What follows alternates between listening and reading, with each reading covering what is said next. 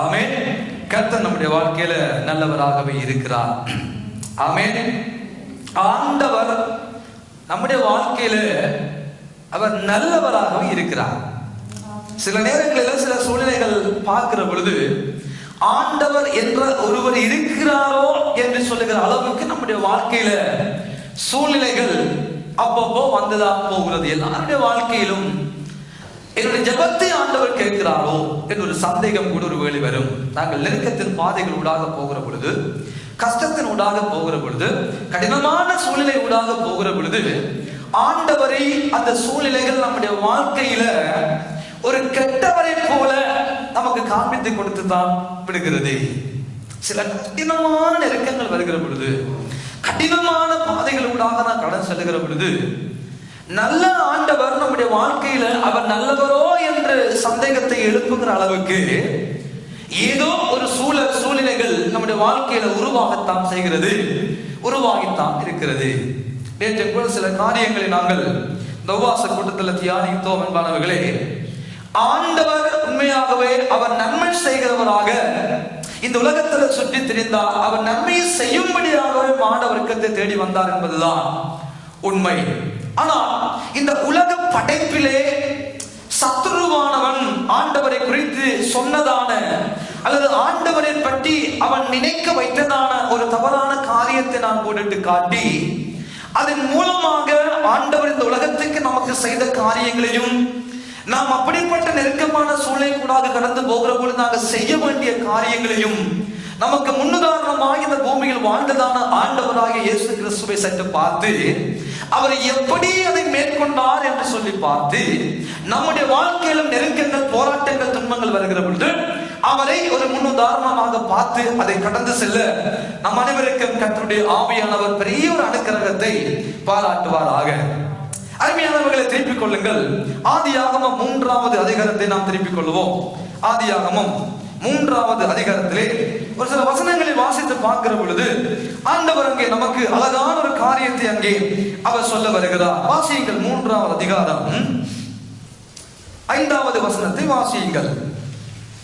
நீங்கள் இதை புசிக்கும் நாளிலே, நீங்கள் இதை புசிக்கும் நாளில உங்கள் கண்கள் திறக்கப்படும். நீங்கள் நன்மை தீமை அறிந்து, நீங்கள் நன்மை தீமை அறிந்து தேவர்களைப் போல் இருப்பீர்கள் என்றும், தேவர்களைப் போல இருப்பீர்கள் என்றும் தேவன் அறிவார் என்றது. தேவன் அறிவார் என்றது. அருமையானவர்களே, ஆண்டவர் 6வது நாள் மனிதனை உண்டாக்கி எல்லா மனிதனுக்கு தேவையான சகலவற்றையும் உண்டு பண்ணி 6வது நாள் அவற்றை ஆண்டு கொள்ளும்படியாக அதிகாரத்தை கொடுத்து, ஆதாம் அவர்களுக்கு என்ன பெயரிடுவானோ என்று பார்க்கும் மிருக ஜீவங்களை ஆதாமிடம் கொண்டு வந்து அதற்கு பெயரை சூட்ட வைத்து அவனை இந்த உலகத்தை ஆளுகை செய்யும்படியான ஒரு அதிகாரத்தையும் ஆண்டவர் அவனுடைய கருத்துல கொடுத்திருந்தார். அழகா இந்த ஆதாம் அவர்களுடைய வாழ்க்கை இந்த உலகத்தில் நடந்து கொண்டே இருந்தது. ஏதேனும் ஒரு அழகான தோட்டத்தில் அவர்களை வைத்து ஆண்டவர் அவர்களோடு பேசுகிறதை பகலில் குளிர்ச்சியான வேளைகளில் தேவ சத்தத்தை தேவனால் உண்டாக்கப்பட்ட மனிதன், மண்ணிலிருந்து வந்ததான மனிதன் கேட்கும்படியாக ஆண்டவர் பெரிய திராணியை உண்டு பண்ணி அவனுக்கு சொல்லி இருந்தார், ஆதாமே, ஏவாளே, ஆதாமே, பகலில் குளிர்ச்சியான வேளைகளில் எப்படி உன்னோடு உறவாடு நான் கடந்து வருகிறேனோ அதே போல அந்த உறவாடுத அந்த உறவை நான் விரும்புகிறேன். உன்னோடு உறவாடும்படியாக விரும்புகிறேன், உன்னோடு பேசும்படியாக விரும்புகிறேன், உன்னோடு வாசம் செய்யும்படியாக விரும்புகிறேன், உன்னோடு வாழும்படியாக விரும்புகிறேன், உன்னை சந்திக்கும்படியாக ஒவ்வொரு நாள் நான் வரும்படியாக விரும்புகிறேன் என்று சொல்லி எந்த ஒரு படைப்புக்கும் கொடுக்காத முக்கியத்துவத்தை இந்த மானிட வர்க்கத்துக்கு என் ஆண்டவர் கொடுத்திருந்தார். எவ்வளவோ அழகாய் பிரமிக்கத்தக்க அதிசயமாய் மனிதனை உண்டாக்கின தெய்வம் அந்த மனிதனோடு பேசும்படியாக விரும்புவது எவ்வளவு ஒரு சால சிறந்த உயர்ந்த பண்புகளில் ஒன்றாக இருந்திருக்க வேண்டும். யோசித்து பாருங்கள்.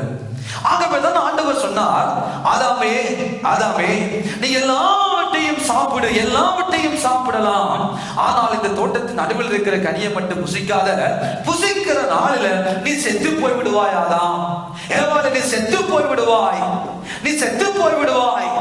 அது உயிர் பிரிந்து இந்த உடல் மண்ணுக்கு போகிற காரியம் அல்ல. அந்த சாவு எதனை குறித்து நிற்கிறது? ஆத்தும மனிதனாகியும் ஆத்தும மனிதன் ஆண்டவரோடு பேச முடியாத அந்த அந்த உறவு, பகலில் குளிர்ச்சியான வேலைகளில் சந்திக்கிற உறவு, தேவ பிரசன்னத்தை உணர்ந்து கொள்ளுகிற உறவு, தேவ மகிமையை பார்க்கிற உறவு, ஐயோ அது இல்லாமல் போய்விடுமாதா? கவனமாயிரு.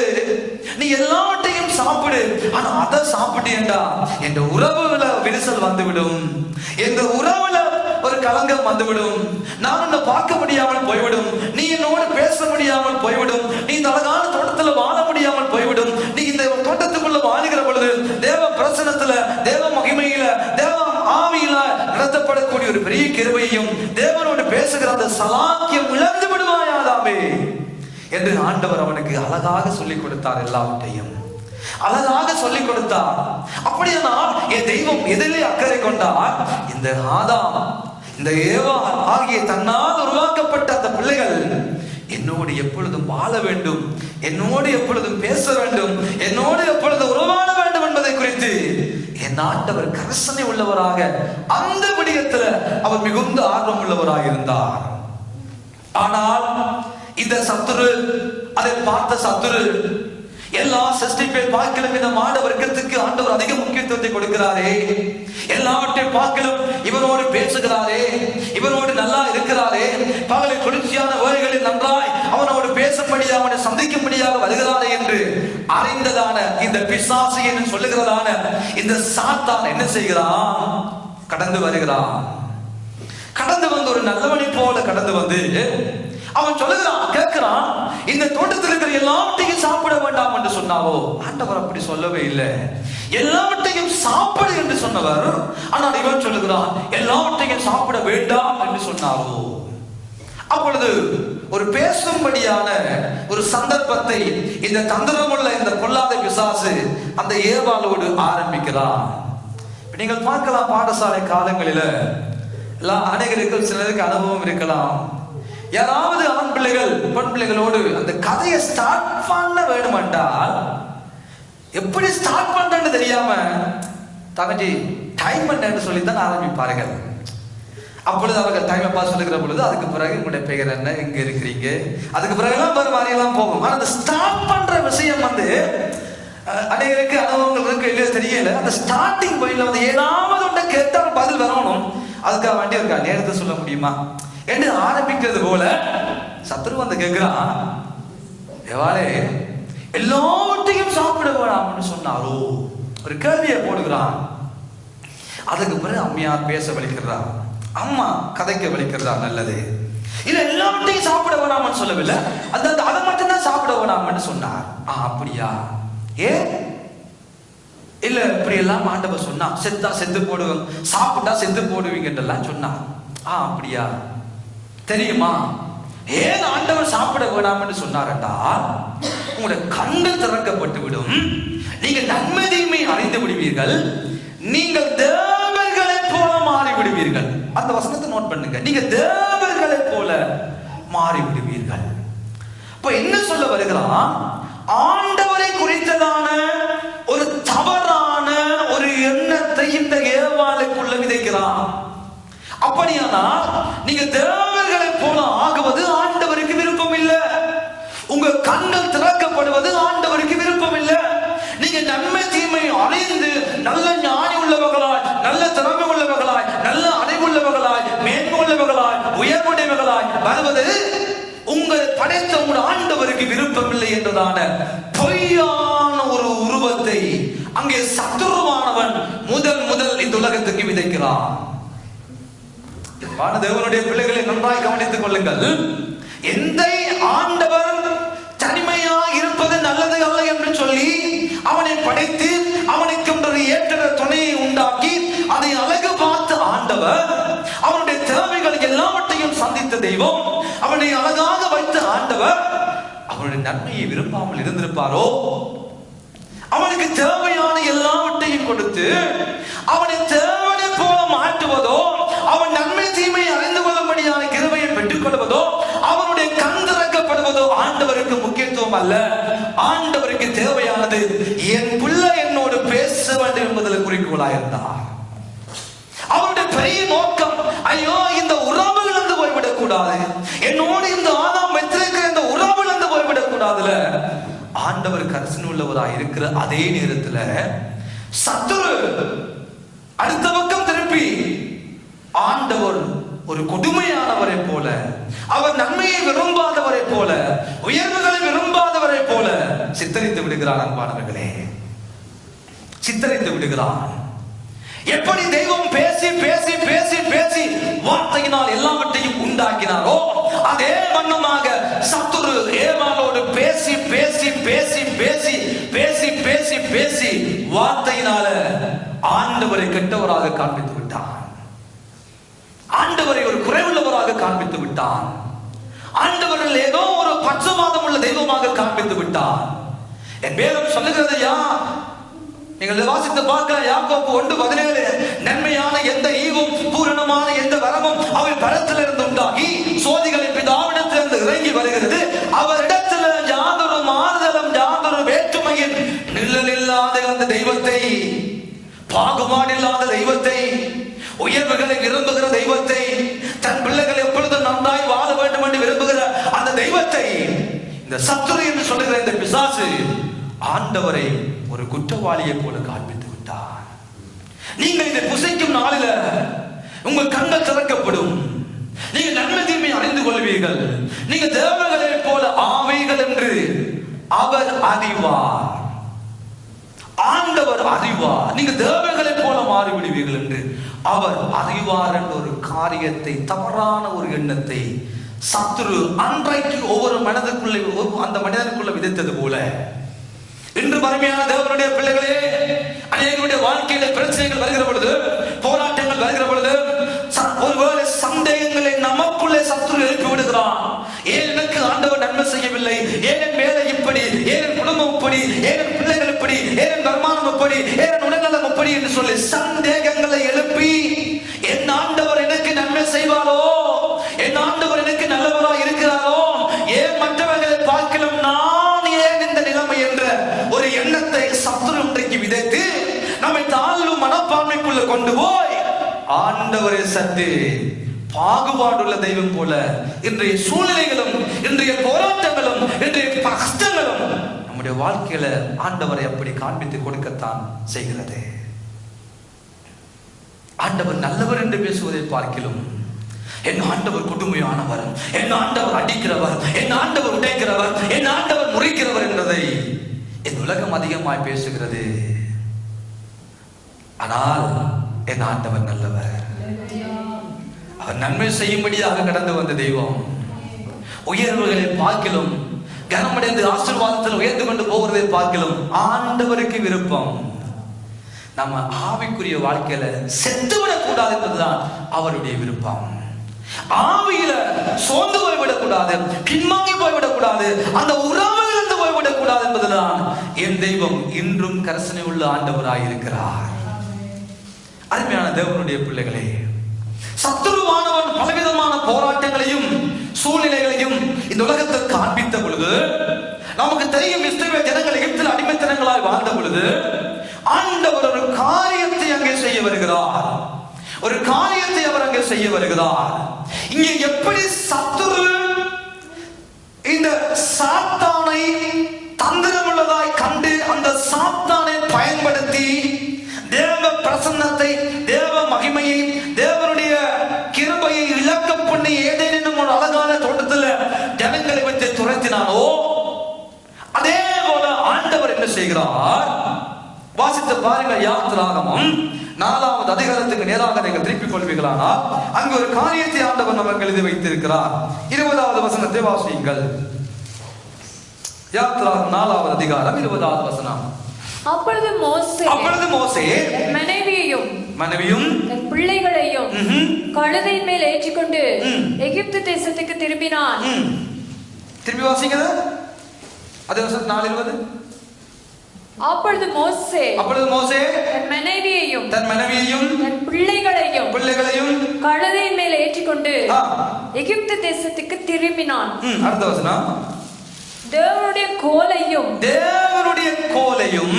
மோசே தன் கையிலே பிடித்துக் கொண்டு போனான். போதும். மோசே ஆண்டவர் எகிப்துக்கு அனுப்புகிற பொழுது, மோசேயை ஆண்டவர் தன் ஜனங்களை மீட்கும்படியாக அனுப்புகிற பொழுது எதனை மோசேயிடம் ஆண்டவர் கொடுத்திருந்தார்? அது அந்த கோலுக்கு என்ன பெயரிட்டு இடப்பட்டிருக்கிறது? எதை பிடித்துக் கொண்டு போனா? தேவனுடைய கோலை பிடித்துக் கொண்டு மோசே என்ன செய்கிறார்? எகிப்து நோக்கி தன்னுடைய பிரயாணத்தை நகர்த்துகிறார்.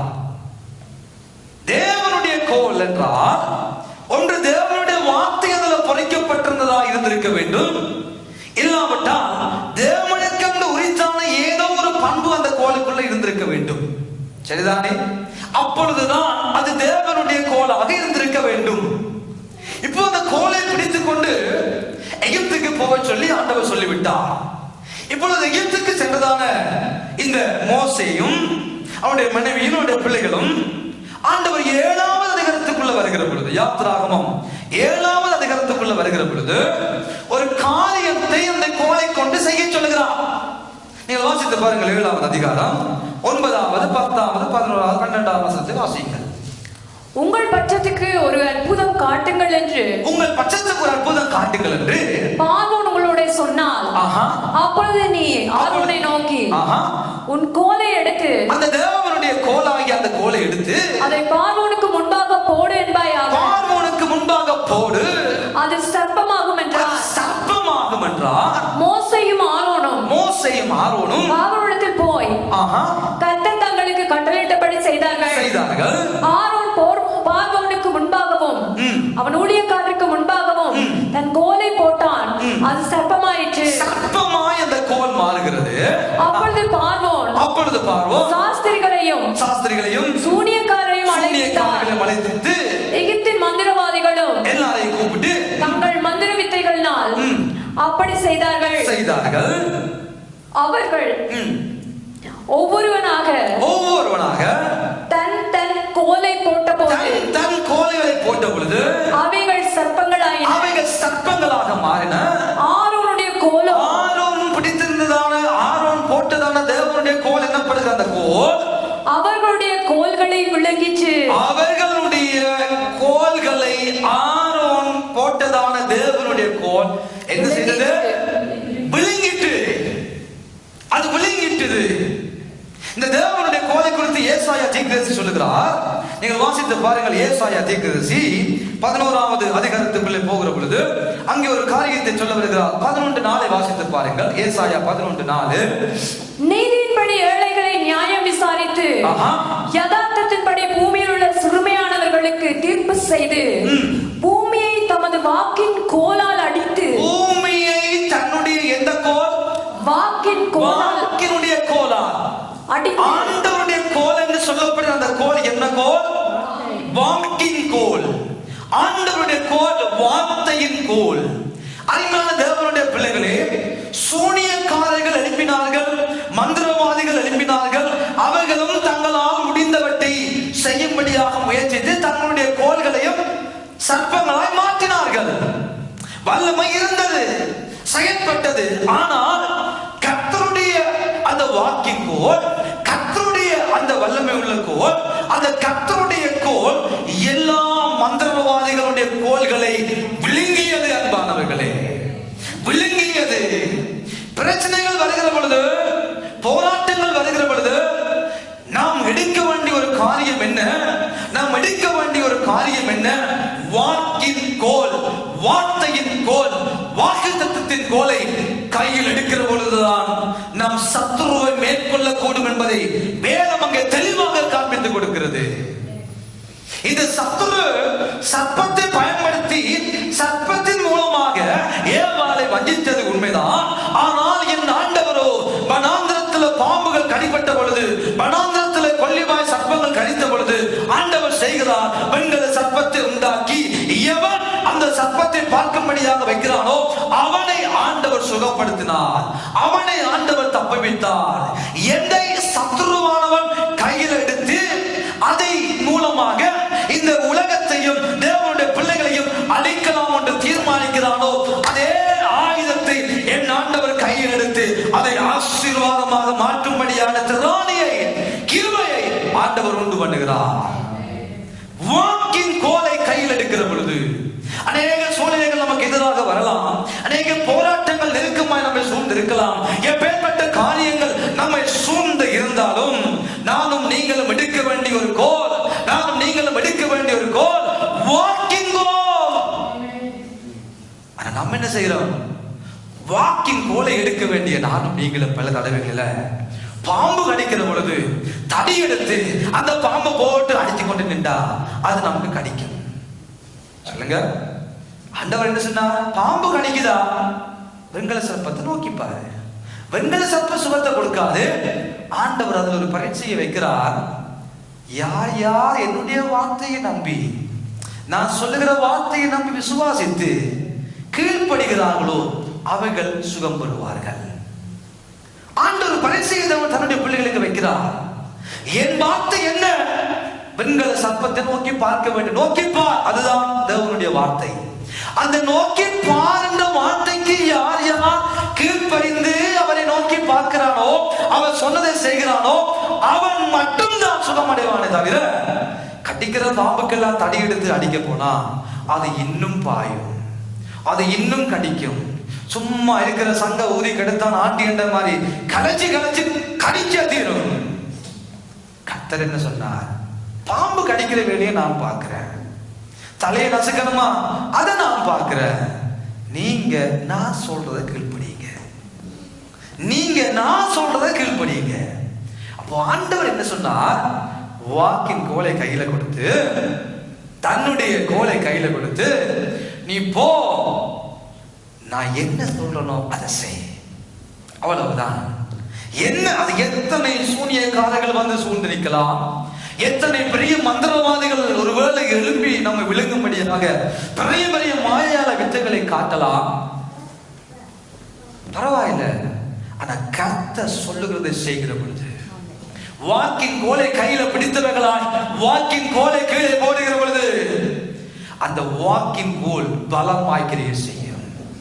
அந்த வார்த்தை என்னும் கோல், அந்த வார்த்தை என்னும் கோல் அது பயங்கரமாய் நம்முடைய வாழ்க்கையில கிரியை நடப்பிக்கும். நல்ல ஆண்டவர் நமக்கு வாக்கின் கோலை கையில கொடுத்திருக்கிறார். பிரச்சனை என்ன? அந்த வாக்கின் கோலை பயன்படுத்த நமக்கு தெரியுது இல்ல, கர்த்தருடைய கோலை பயன்படுத்த நமக்கு தெரியுது இல்ல, கர்த்தருடைய கோலை கையால நமக்கு தெரியுது இல்ல. நம்ம எல்லாம் பிரச்சனை வளர்கிற பொழுது வாக்கின் கோலை கையில சைட்டா வைத்துட்டு, நமக்கு எதெல்லாம் கண்ணுக்கு அன்படுகிறதோ, நம்முடைய அறிவுக்கு எதெல்லாம் தெரிகிறதோ, நம்முடைய அனுபவத்துக்கு எதெல்லாம் பழக்கப்பட்டிருக்கிறதோ அதை போய் எடுக்கிறது. அது ஒரு பிரயோஜனமும் இல்லை, அதாவது ஒரு பிரயோஜனம் இல்லை. நம்முடைய அறிவு, நம்முடைய அனுபவம், நம்முடைய திறமை, நமக்கு இருக்கிற ஆளுமை, நாம் கற்றுக்கொண்டதான இந்த உலக ஞானம், இதெல்லாம் நமக்கு ஒரு பிரயோஜனம் இல்லாம போயிடும். வாக்கின் கோலை கையில் எடுத்தபடியினால் அன்றைய பார்வோனுக்கு முன்பதாக கர்த்தருடைய நாமம் விளங்கியது, கர்த்தருடைய நாமம் மகிமைப்பட்டது, தேவனுடைய நாமம் மகிமைப்பட்டது. வாக்கின் கோலால், தேவனுடைய கோலால் தேவனுடைய நாமம் மகிமைப்பட்டது. அவன் எந்த சூழ்நிலைகளிலும் வாக்கின் கோலை கையாள பழகிக் கொள்ளுவோம், வாக்கின் கோலை கையில் எடுக்க பழகிக் கொள்ளுவோம். வாக்கின் கோலை அதை பிடித்துக் கொண்டு நடக்கிறவர்களாய் எங்கள் வாழ்க்கை இருக்கட்டும் என்பானவர்களே. அதுதான் நம்மை தப்புவிக்கும், அதுதான் நம்மை பாதுகாக்கும், அதுதான் நம்மை கனப்படுத்தும், அதுதான் நமக்கு எதிராக வருகிற எல்லா சூழ்நிலைகளிலிருந்து நாங்கள் வெளியே வர வேண்டுமானால், நாம் விடுதலையாக வேண்டுமானால், எங்கள் மூலம் தேவநாமம் மகிழ்ப்பட வேண்டுமானால், அந்த கோலை கையில் எடுக்கிற பிள்ளைகளாய் நாங்கள் வாழ நம்மை பழகிக் கொள்ள வேண்டும். இது முதலாவது காரியம். இரண்டாவதாக ஆண்டவர் நமக்கு சொல்லுகிறார். இரண்டாவதாக நீங்கள் ஏசாயா தீர்க்கதரிசன புத்தகத்திலே 55வது அதிகாரம் 10வது 11வது வசனத்தை வாசித்து பார்ப்பீர்களானால், என் ஆண்டவர் அங்கே ஒரு அழகான காரியத்தை சொல்ல வருகிறார். வாசியுங்கள், கேட்போம். 55ஆம் அதிகாரம் 10வது 11வது வசனங்களை வாசியுங்கள்.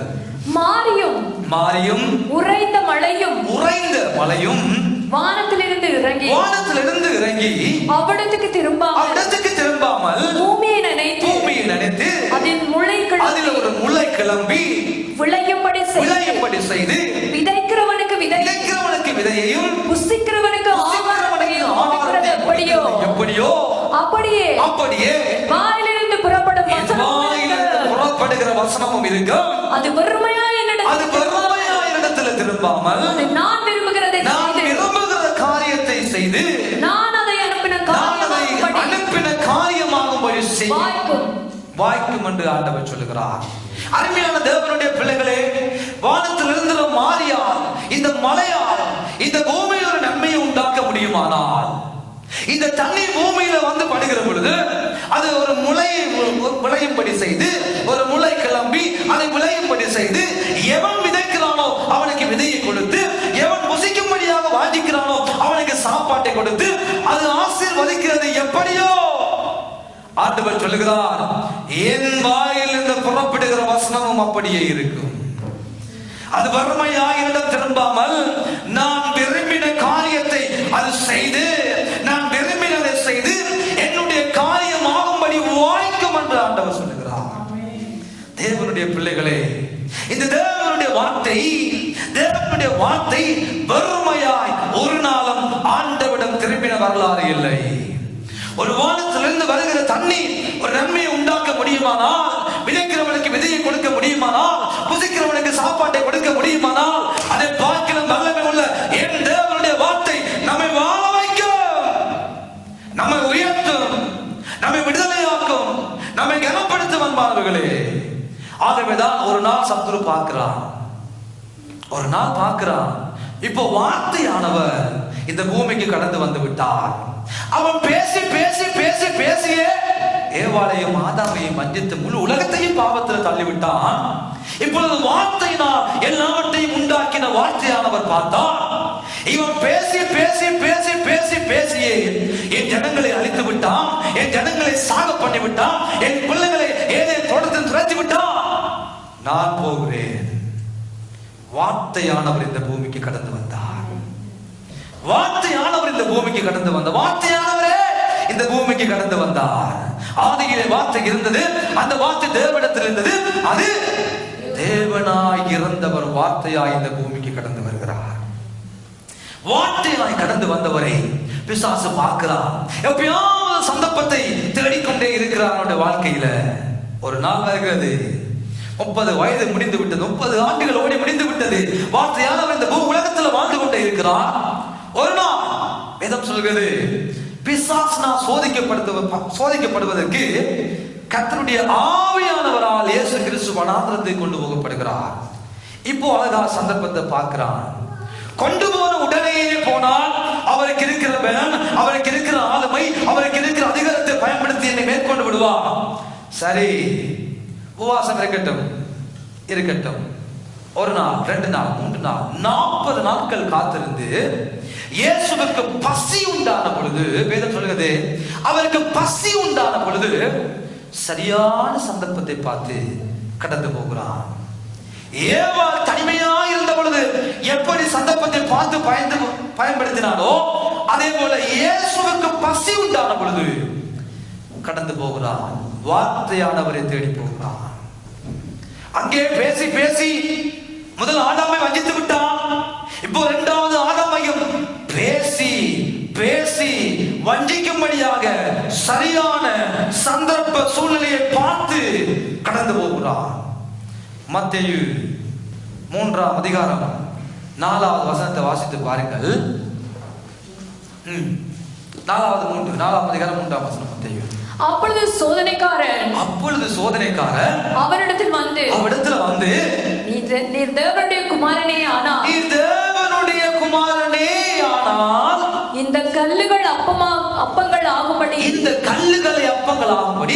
சொல்லும் என்றான். நன்றாய் கவனியுங்கள். அப்பங்கள் ஆகும்படி செய்யும் என்று சொல்ல வேண்டுமோ, சொல்லும் என்று சொல்ல வேண்டுமோ? கல்ல அப்பமாக மாற்றும். அது என்ன சொல்லும்? அன்பான தேவனுடைய பிள்ளைகளே, எப்படி பேசி பேசி பேசி பேசி பேசி அந்த முதல் ஆதாமை வஞ்சித்தானோ அதே போல 2ஆம் ஆதாமாகிய தேவனை, இயேசு கிறிஸ்துவை, மாம்சத்தில் வெளிப்பட்ட கர்த்தரை வஞ்சிக்கும்படியாக பேசி பேசி பேசி வஞ்சிக்கும்படியாக சொல்லும், சூழ்நிலைக்கு ஏற்றாற்படும் வார்த்தைகளை கொஞ்சம் பேசும் வார்த்தையினால் எல்லாவற்றையும் உண்டாக்கினீர். நீர் தானே எல்லாவற்றையும் உண்டாக்கினீர். உம்முடைய வார்த்தை தானே இந்த கல்லை உண்டு பண்ணது. ஆக இந்த கல்லை அப்பமாக உம்முடைய வார்த்தையினாலே சொல்லும்.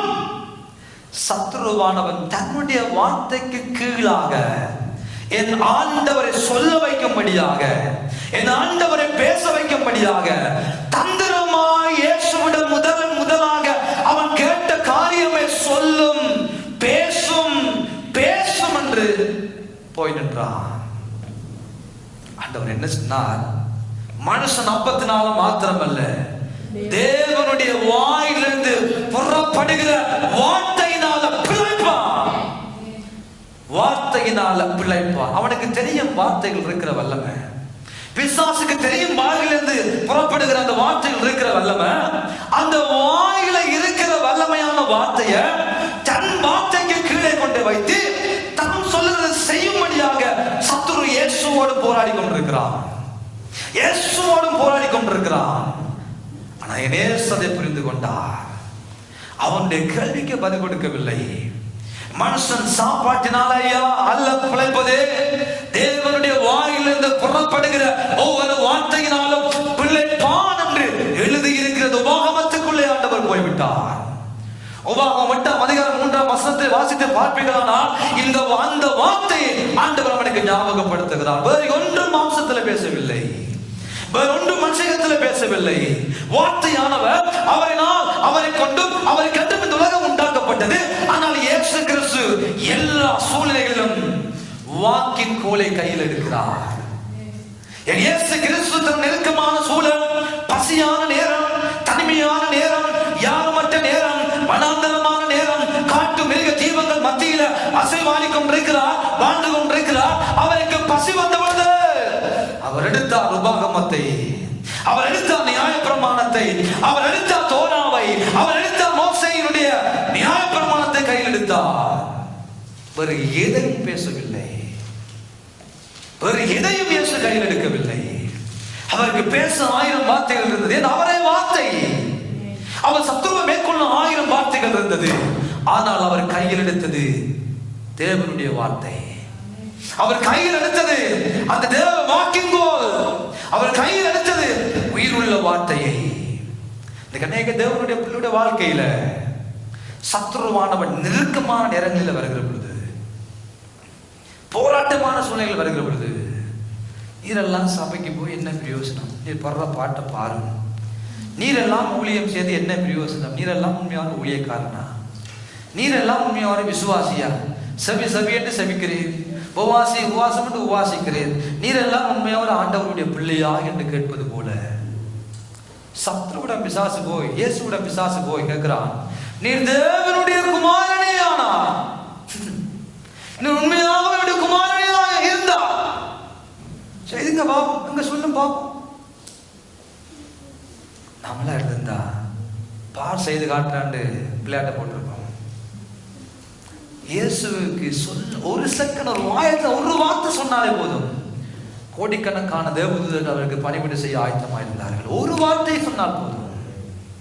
ஆனா மாம்சத்துல எந்த வார்த்தையை பயன்படுத்தி அதன் மூலமாக தனக்கென்று ஒரு மகிமையை சேர்த்துக் கொள்ள வேண்டும், அதன் மூலமாக தன்னை நிரூபித்து நான் தேவனுடைய குமாரன் தான் காண்பிக்க வேண்டும் என்று நிரூபிக்க வேண்டும் என்று ஒரு துளி கூட முயற்சிக்கவே இல்லை. அவர் தேவனுடைய குமாரன் என்று நிரூபிக்க 1000 காரணங்கள் இருந்தது, 1000 காரியங்கள் இருந்தது. நான் ஊழியக்காரன், நான் அவருடைய பிள்ளை, நான் அவரால் அனுப்பப்பட்டவன் என்று அவர் தன்னை நிரூபிக்க 1000 காரணங்கள் இருந்த பொழுது ஒன்றையும் கையில் எடுக்காமல், எனக்கு தெரியுமா மனுஷன் அப்பத்தினால மாத்திரம் அல்லப்பா, தேவனுடைய வாயில் இந்த புறப்படுகிற வார்த்தையினால மனுஷன் பிழைப்பான் என்று எழுதியிருக்கிறதே, சாத்தானே வார்த்தையினால பதிலை கொடுக்கிறார். இன்றைக்கு அந்த இயேசு நமக்கு என்ன சொல்ல வருகிறார்? நெருக்கமான சூழ்நிலைகள்ல, போராட்டமான சூழ்நிலைகள்ல அவரை பார்க்கும்படியாக விரும்புகிறார், அவரை திரும்பி பார்க்கும்படியாக விரும்புகிறார். ஏசாயா தீர்க்கதரிசி அழகாக எழுதுகிறார். ஏசாயா 53ஆம் அதிகாரத்துல நீங்கள் 6வது 7வது வசனங்களை பார்க்கிற பொழுது ஆண்டவர் அழகாக இயேசு கிறிஸ்து பிறகு 700 ஆண்டுகளுக்கு முன்பதாக ஏசாயா என்னும் தீர்க்கதரிசி தெளிவாக எழுதி வைத்துள்ளார். 53:6 வாசித்து பாருங்கள். ஏசாயா 53:6 வசனத்தை வாசித்து பாருங்கள். நாம் எல்லாரும் ஆடுகளைப் போல வழி தப்பி திரிந்து அவனவன் தந்தன் வழியிலே போனோம். கர்த்தரோ நாம் எல்லாருடைய அக்கிரமங்களையும் அவர் மேல் விழப்பண்ணினார். அவர் நெருக்கப்பட்டார், ஒடுக்கப்பட்டும் இருந்தார். ஆனாலும் தம்முடைய வாயை அவர் திறக்கவில்லை. போதும் அன்பானவர்களே, தேவன் தன்னுடைய வாயை திறப்பதற்கு 1000 காரணங்களை திறந்து சொல்ல அவருக்கு கூடுமானதாக இருந்தது. எல்லாருடைய அக்கிரமத்தையும் கர்த்தர் தேவன் இயேசுவின் மேல கொண்டு வந்து வைக்கிறார். ஒரு மனிதர்களாகிய நாம் நம்முடைய பாரத்தை தாங்க முடியாம இருக்கிறோம். நம்முடைய குடும்பத்தில் நடக்கிற ஏதாவது பிரச்சனையை சகிக்க முடியாம இருக்கிறோம். நம்முடைய பிள்ளைகளுக்கு வருகிற வாழ்க்கையில வருகிற ஏதாவது காரியத்தை ஏற்றுக்கொள்ள முடியாம அங்கலாய்க்கிறோம். கணவனுடைய வாழ்க்கையை, பிள்ளைகள் மனைவியுடைய வாழ்க்கையில வருகிற சூழ்நிலைகளால் வருகிற காரியங்களை, சின்ன சின்ன சொற்ப காரியங்களை ஏற்றுக்கொள்ள நமக்கு முடியுதில்லை. ஆனால் இயேசு எல்லாருடைய அக்கிரமத்தையும் தேவன் இயேசுவின் மேல கொண்டே வைக்கிறார். இந்த உலகத்தில் இருக்கிற எல்லாருடைய அக்கிரமத்தை வருகிற பொழுது யோசித்து பாருங்கள், என்ன பாடுபட்டிருப்பாருன்னு சொல்ல ஒரு பிள்ளையை சமாளிக்கலாம் இருக்கிறோம். ஐயோ, இந்த மனுஷனை கட்டி இத்தனை வருஷம் இந்த மனுஷனை சமாளிக்க வேண்டாம் இருக்குன்னு சொல்லுவோம். ஐயோ, இந்த மனுஷையை சமாளிக்க வேண்டாம் இருக்குன்னு சொல்றோம். குடும்பத்துக்குள்ள 2-3 பேர் இருக்கிற குடும்பத்துக்குள்ளே பயங்கர ஸ்ட்ரெஸ், எனக்கு சட்டியான ஸ்ட்ரெஸ். என்ன ஸ்ட்ரெஸ்? அந்த ஒரே ஒரு பிள்ளை இருக்கும், ஒரே ஒரு புருஷன், ஒரே ஒரு மனைவி, சட்டியான ஸ்ட்ரெஸ். ஒரே ஒரு வேலை, பயங்கர ஸ்ட்ரெஸ். ஒரே ஒரு படிப்பு, பயங்கர ஸ்ட்ரெஸ். அப்ப யோசிச்சு பாருங்க, எல்லாருடைய பாவங்களும் அக்கிரமங்களையும் தேவன் இயேசுவின் மேல வைக்கிற பொழுது என்ன பாடுபட்டிருப்பார். இதுக்கு நாங்க 30-40 பேர் இருக்க, நம்முடைய 40 அக்கிரமங்களையும் எழுதி போட்டு எல்லாத்தையும் மட்டும் அவர் மேல வச்சிருந்தா என்ன பாடுபட்டிருப்பார். யோசித்து பாருங்க, என்ன பாடுபட்டிருப்பார். அவர் மேல கொண்டு வச்சுட்டு வேதம் சொல்லுகிறது, அவர் நெருக்கப்பட்டார், அவர் ஒடுக்கப்பட்டார், ஆனா வாயை திறக்கல. பக்கத்துக்கு ஆகலப்பா சொல்லுங்க, வாயை திறக்கல. வாயை திறக்கல. எந்த டைம்ல, எந்த நேரத்துல? அம்மா, நெருக்கம், ஒடுக்கம், தலைக்கு மேல எல்லாம் தக்கணும். அதை தாங்கிறதா, அதை பார்க்கிறதா, அதை சமாளிக்கிறதா, அதுவே பெரிய தொல்லை. அது மத்தியில நெருக்கம் ஒரு பக்கம், அது மத்தியில ஒடுக்கம் ஒரு பக்கம். எல்லா விதத்திலும் ஒடுக்கப்படுகிறார், எல்லா விதத்திலும் நெருக்கப்படுகிற பொழுது வாயை திறக்கல. வாயை திறக்கல. அவருக்கு தெரியிட்டு நெருக்கங்கள் ஒடுக்கங்கள் வருகிற பொழுது வாயை திறந்துடா, வாக்குத்தத்தம் வராது, அந்நிய வாசை வராது, தூசணம் தான் வரும். வாயை திறந்துடா, திறமையில்லாதான் பேசுவேன். வாயை திறந்துடா, திறமையில்லாத காரியம் தான் வெளிப்படும். அவர் வாயை திறக்கவே இல்லை. அன்றைய வாயில தூசணம் வராது. அநேகனுடைய ஆவிக்குரிய வாழ்க்கை, அநேக ஆவிக்குரிய சொல்லுகிறவர்கள் அநேகர் வாயை திறந்தா வாழ எல்லாமே தூசணம். சபையில் இருந்தா அந்நிய வாச கடகட வளகடா, ஆனா வழியால போனா பச்சை தூசணம் பேசுற கிறிஸ்தவர்கள் வாழ்ந்து கொண்டிருக்கிறார்கள். பச்சை பச்சையா பேசுவார்கள். எங்கதான் கேட்டுட்டு வராங்களோ தெரியல, எங்கதான் கற்றுக்கொண்டாங்களோ தெரியல, எந்த பள்ளிக்கூடத்துக்கு போனாங்களோ தெரியல.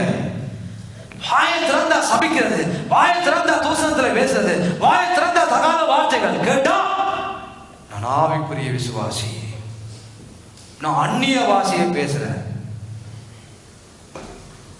ஆண்டவர் வாயை திறக்கல. ஆண்டவர் வாயை திறக்கல. நெருக்கப்படுகிற பொழுது, ஒடுக்கப்படுகிற பொழுது அவர் வாயை திறக்கல. அருமையான தேவனுடைய பிள்ளைகளே, அப்படிப்பட்ட ஒரு தெய்வத்தை நானும் நீங்களும் பின்பற்றி கொண்டிருக்கிறோம். அப்படிப்பட்ட ஒரு கடவுளை நாங்கள் பார்த்துக் கொண்டிருக்கிறோம். அப்படிப்பட்ட ஒரு ஆண்டவரை சேவித்துக் கொண்டிருக்கிறோம். நெருக்கப்பட்டார், ஒடுக்கப்பட்டார், அவர் மேல் அநேக அக்கிரமங்கள் வைக்கப்பட்டது, ஆனால் வாயை திறக்கவில்லை. அடிக்கப்படும்படியாக கொண்டு போகப்படுகிற ஒரு ஆட்டுக்குட்டியை போலவும், மயில் கத்தரிக்கிறவனுக்கு முன்பாக சத்தப்படாது இருக்கிற ஆட்டை போலவும் அவர் தம்முடைய வாயை திறவாமல் இருந்தார் என்று வேதம் சொல்லுகிறது.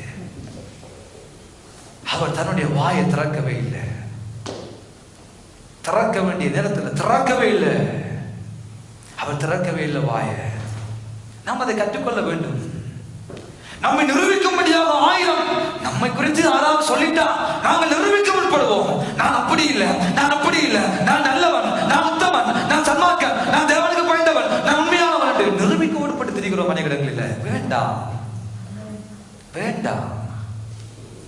தேவனை தவிர நல்லவன் ஒருவனும் இல்லை. சத்துருவானவன் இந்த உலகத்தில் தேவனை கெட்டவனாக சித்தரித்தான்.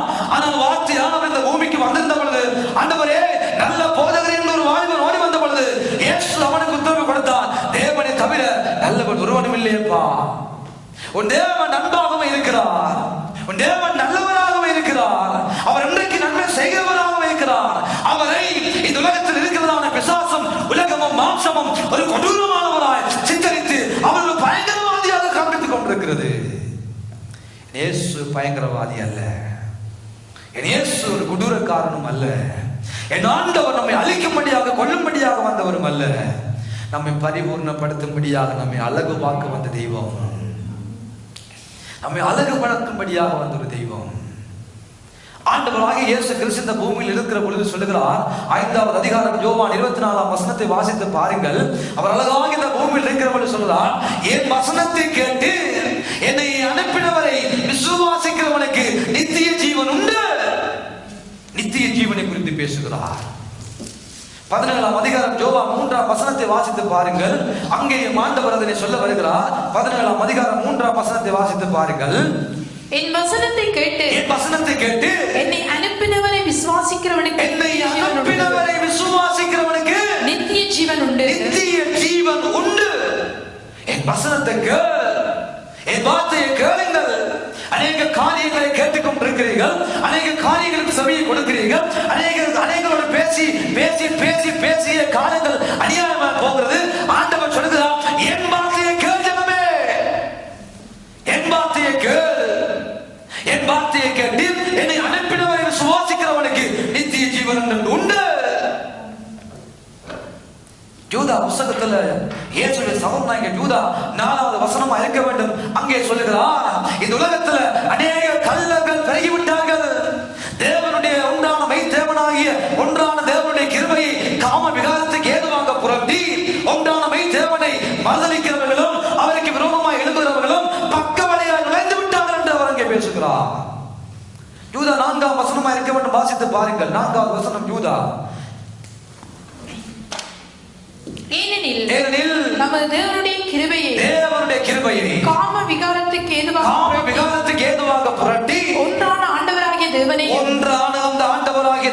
நம்முடைய கர்த்தராகிய இயேசு கிறிஸ்துவையும் மறுதலிக்கிற பக்தியற்றவர்களாகிய சிலர் பக்க வழியாய் நுழைந்திருக்கிறார்கள். பக்தியற்றவன் பெருகிவிட்டான், ஒன்றான மெய்தேவனை மறுதலிக்கிறவன் பெருகிவிட்டான், தேவ கிருபையை காம விகாரத்துக்கு ஏதுவாக புரட்டுகிறவன் பெருகிவிட்டான், பக்க வழியாய் நுழைகிறார்கள் என்று யூதா எழுதுகிறார். கிருபையை புரட்டுகிறவன், தேவனை மறுதலிக்கிறவன், அவனும் நுழைகிறான் சபைக்குள்ள. அவனும் கிறிஸ்தவர்களை போல வாழுகிறான், அவனும் கிறிஸ்தவர்களை போல ஜபிக்கிறான், உபவாசிக்கிறான், எல்லாம் செய்கிறான். ஆனா பக்தி இல்ல. சபைக்குள்ள புகுந்து விட்டான். கிருபையை புரட்டுகிறவன் புகுந்து விட்டான், ஒன்றான மெய்தேவனை மறுதலிக்கிறவன் புகுந்து விட்டான்.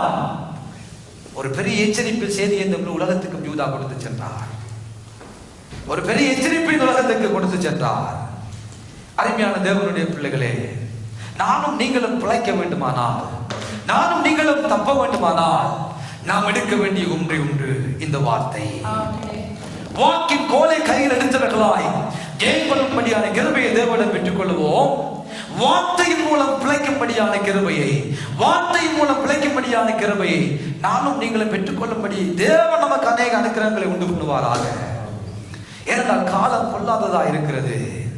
எங்கள் வாயில வந்ததுக்கு எல்லாம் நாங்கள் பேசிக் கொண்டிருக்காதபடி, சூழ்நிலைமைகளை பார்த்து பேசிக் கொண்டிருக்காதபடி, ஆண்டவர் இல்லையோ, என் ஜெபத்தை ஆண்டவர் கேட்பாரோ, என் நிலைமை ஆண்டவர் பார்க்கிறாரோ, என்னுடைய ஆண்டவர் இருக்கிறாரோ என்ற சந்தேகங்களை சத்துரு அன்றைக்கும் ஒவ்வொரு மனிதனுடைய வாழ்க்கையிலும் போட்டுக் கொண்டிருந்தான். ஏன் ஆதி படைப்பிலே ஆண்டவரை பற்றி ஒரு குறையை காண்பித்து அவர்களை வஞ்சிக்கும்படியாக பாவத்தை தள்ளியது போல இன்றைக்கும் அநேகர் பின்வாங்கி போவதற்கு காரணம், அநேகர் ஆண்டவரை விட்டு ஓடுவதற்கு காரணம், ஊழியத்தை விட்டு ஓடுவதற்கு காரணம், தேவனை விட்டு ஓடுவதற்கு காரணம், இப்படிப்பட்ட சூழ்நிலைகளில் எடுக்க வேண்டியவற்றை எடுக்காமல், தேவையில்லாததுக்கு தங்களுடைய காதுகளை கொடுக்கிற பொழுது அவர்களை சத்துருவானவன் அவர்கள் விசுவாசத்திலிருந்து வழிவிலக பண்ணி அவனை கொண்டு போய் விடுகிறான், அவர்களை கொண்டு போய் விடுகிறான். பா, ஆலயத்துக்கு தொடர்ந்து போகிற உன் நிலைமையை பா, போகாதவர்கள் எவ்வளவு நல்லா இருக்கிறார்கள். ஊழியங்களை செய்கிறீர்கள், செய்யாதவர்களை பா, எவ்வளவு நல்லா இருக்கிறார்கள். நன்மை தீமை அறிந்து தேவர்களை போல ஆவிகள் என்று அவருக்கு தெரியும்.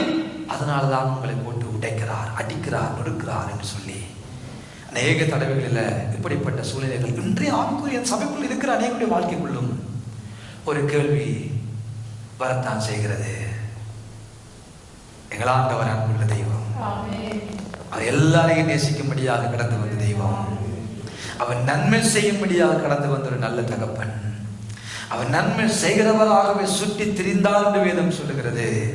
அவள் அவ்வளவு நெருக்கங்கள், உபத்திரவங்கள் வந்த பொழுது, ஒடுக்கங்கள் வந்த பொழுது, போராட்டங்கள் வந்த பொழுது ஏன் தெரியுமா வாயை திறவாமல் இருந்தார்?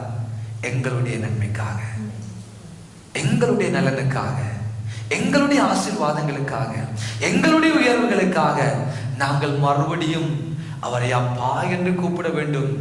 இழந்து போன உறவு, செத்து போன ஆத்ம மனிதன் புதுப்பிக்கப்பட்டு மறுபடியும் அவரை பார்த்து அப்பா அப்பா பிதாவை என்று அழைக்கிற புத்திர சுவிகாரத்தின் ஆவியை என் பிள்ளைகள் மறுபடியும் பெற்றுக்கொள்ள வேண்டும் என்பதற்காக அவர் பேசாம இருந்தார்.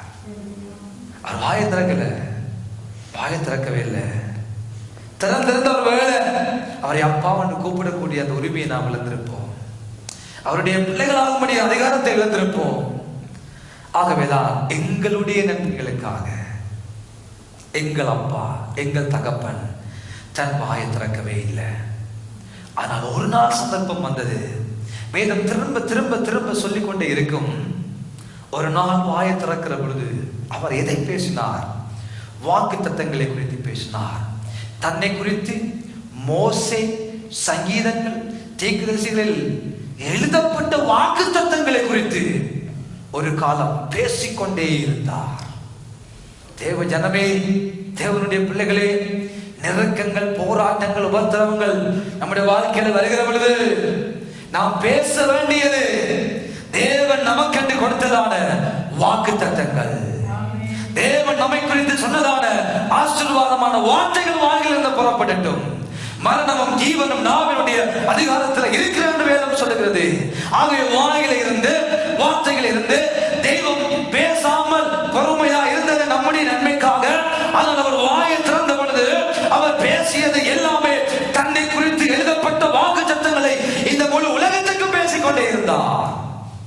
நாம் செய்ய வேண்டியதும் அதுதான், நாம் எடுக்க வேண்டிய ஆயுதமும் அதுதான்.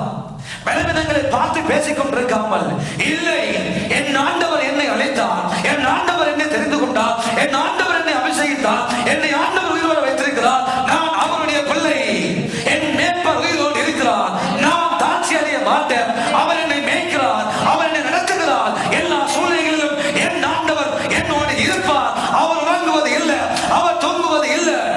நாம் பேச வேண்டியது அந்த வாக்கு தத்தங்கள். வெள்ளம் போல சத்துரு நமக்கு விரோதமாய் முடியேற்றும்படியாக வருகிற பொழுது ஆவியானவர் நம்மை பாதுகாக்க முற்படுகிறார். ஆவியானவர் நமக்கு முன்னே கடந்து போகிறார். நானும் நீங்களும் செய்ய வேண்டியது, பேச வேண்டியது பலவீனத்தை குறித்து அல்ல, பிரச்சனையை குறித்து அல்ல, போராட்டங்களை குறித்து அல்ல, எங்களுக்கு இருக்கிற குறைவுகளை குறித்து அல்ல. எல்லா குறைவுகளையும் கிறிஸ்து இயேசுவுக்குள்ளாக அவருடைய மகிமைக்குள்ள நிறைவாக்கும்படியாக என்னையும் உன்னையும் தேடி வந்தவர் ஒருவர் உண்டு. அவர்தான் இயேசு, அவர்தான் நம்முடைய தகப்பன். அவர் எவ்வளவு அக்கறை உள்ளவராக இருக்கிறார், எதில் அக்கறை உள்ளவராக இருக்கிறார்? என் பிள்ளைகளுக்கும் எனக்கும் இடையே இருக்கிற உறவுல விரிசல் வந்து விடக்கூடாது. அம்மா, ஆசீர்வாதம் இன்றைக்கு இருக்கு, நாளைக்கு இல்லாம போகும். கனம், பதவி, படிப்பு, அந்தஸ்து, சொத்து, பத்து எல்லாம் இருக்கும். எல்லாம் இருந்து அவருடைய உறவில்லாட்டி அத்தனையும் வேஸ்ட். ஆண்டவர் விரும்புகிறது என்ன? எல்லாவற்றையும் பார்க்கலாம், உயர்வை பார்க்கலாம், படிப்பை பார்க்கலாம், வருமானத்தை பார்க்கலாம், சொத்தை பார்க்கலாம், சுகத்தை பார்க்கலாம், நமக்கும் அவருக்கும் இருக்கிற உறவுல அக்கறை உள்ளவராய் இன்றைக்கும் அவர் இருக்கிறார். அந்த உறவுல அந்த அந்த அந்த பிரசனத்துடைய பிள்ளைகள் வாழ வேண்டும். என் பிரச்சனத்தில் என் பிள்ளைகள் வாழ வேண்டும், என்னோடு என் பிள்ளைகள் பேச வேண்டும், அவர்கள் பேசுவதை நான் கேட்க வேண்டும், நான் பேசுவதை அவர்கள் கேட்க வேண்டும் என்பதை குறித்து அவர் மிகுந்த கர்சனை உள்ள கடவுளாயிருக்கிறார். அவர் மிகுந்த கர்சனை உள்ள தகப்பனாயிருக்கிறார். அருமையான தேவனுடைய பிள்ளைகளே, எந்த சூழ்நிலையிலும் அதை இழந்து போய்விடாதபடிக்கு நான் ஜெபிக்கிறேனா, நான் பைபிளை வாசிக்கிறேனா, நெருக்கமான சூழ்நிலையில அவர் எனக்கு தந்த அநேக வாக்குத்தத்தங்களை நான் பேசுகிறேனா, நான் என்ன செய்கிறேன், நான் இங்கே இருக்கிறேன். ஏனென்றால் ரெவலேஷன் 19ஆம் அதிகாரம் 13ஆம் வசனத்தில் நாங்கள் பார்க்கிறோம், அவருடைய நாமம், வார்த்தை என்பது அவருடைய நாமம். இயேசுவுக்கு ஒரு அழகான பெயர் உண்டு, வார்த்தை. இயேசுடைய பெயர் வார்த்தை. வார்த்தை 19ஆம் அதிகாரம் 13ஆம் வசனத்தை வாசிச்சு பாருங்க. வெளிப்படுத்தல் 19:13. இரத்தத்தில் தோய்க்கப்பட்ட வஸ்திரத்தை தரித்திருந்தார். இரத்தத்தில் தோய்க்கப்பட்ட வஸ்திரத்தை என் இயேசு தரித்திருந்தார். அவருடைய நாமம் தேவனுடைய வார்த்தை என்பது. அவருடைய நாமம் தேவனுடைய வார்த்தை என்பது. அருமையான தேவனுடைய பிள்ளைகளே, வார்த்தையினால் ஆண்டவர் உலகத்தை உண்டாக்கி, வார்த்தையினாலும் ஆண்டவர் உலகத்தை உண்டு பண்ணி, வார்த்தையானவரே மனிதனோடு பேசிக் கொண்டிருந்த பொழுது பிசாசு வார்த்தையினால ஏவாள வஞ்சித்து மறுபடியும் இந்த மாண்டவர்க்கத்தை பாவத்துக்குள்ள தள்ளின பொழுது வார்த்தையானவரே இந்த பூமிக்கு கடந்து வந்தே. தேவனுடைய வார்த்தை என்பது அவருடைய நாமம். அந்த நாமத்தை தரித்து கொண்டவரே இந்த உலகத்துக்கு ஏன் வந்தா தெரியுமா? அந்த வாக்கு தத்தங்களை பேசும்படியாக.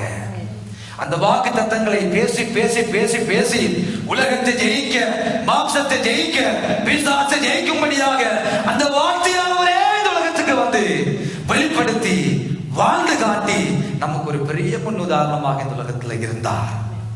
அதே போல நானும் நீங்களும் எல்லா சூழ்நிலைகளிலும் வாக்கின் கோலை கையில் எடுத்து அதை போட பழகிக் கொள்ளுவோம். ஆசாரியுடைய உதடுகள் அறிவை காக்க வேண்டும் என்று வேதம் சொல்லுகிறது. ஆசார உதடுகளில வார்த்தைகளை தேடுவார்கள். ஆசாரியர்கள் அழைக்கப்பட்ட நம்முடைய வாழ்க்கையில அந்த வார்த்தை புறப்படட்டும், வாக்குத்தத்தமான வார்த்தைகள் புறப்படட்டும், ஆசீர்வாதமான வார்த்தைகள் புறப்படட்டும். நெருக்கமான நேரங்கள், துன்பமான நேரங்கள், கஷ்டமான நேரங்கள்ல பேசாமல் இருப்போம். ஆனால் பேசுவோமானால் வாக்குத்தத்தமான வார்த்தைகளை பேச ஆரம்பிப்போம். தேவன் நம்மை நடத்துவார். இதுவரைக்கும் நம்மை நடத்தி கொண்டு வந்த தெய்வம், இதுவரைக்கும் நம்மை ஆசீர்வதித்த தெய்வம், இதுவரைக்கும் நம்மை கனப்படுத்தி கொண்டு வருகிற அந்த தேவன் சதா காலங்களிலும் நம்மோடு இருக்கிறார். அந்த தேவன் சதா காலங்களிலும் அவர் நம்முடைய தேவன், அவர் எங்களுடைய தேவன். மரண பரியந்தம் வரைக்கும் நம் அனைவரையும் நடத்த போதுமானவராக இருக்கிறார். ஹல்லேலூயா. இதுவரைக்கும் நடத்தின ஆண்டவர் இனியும் மரண பரியந்தம் நம்மை எல்லாரையும் நிறைவாய், சமாதானமாய், சந்தோஷமாய், சுகபலத்தோடு சௌபாக்கியமாய் இந்த பூமியில வாழ நம் அனைவரையும் நடத்துவாராக. ஆமென். யாவரும் எழுந்து நிற்போம். அன்பான தேவனுடைய பிள்ளைகளே, எல்லாரும் எழுந்து நின்றவர்களாய் ஆசீர்வாதத்தின்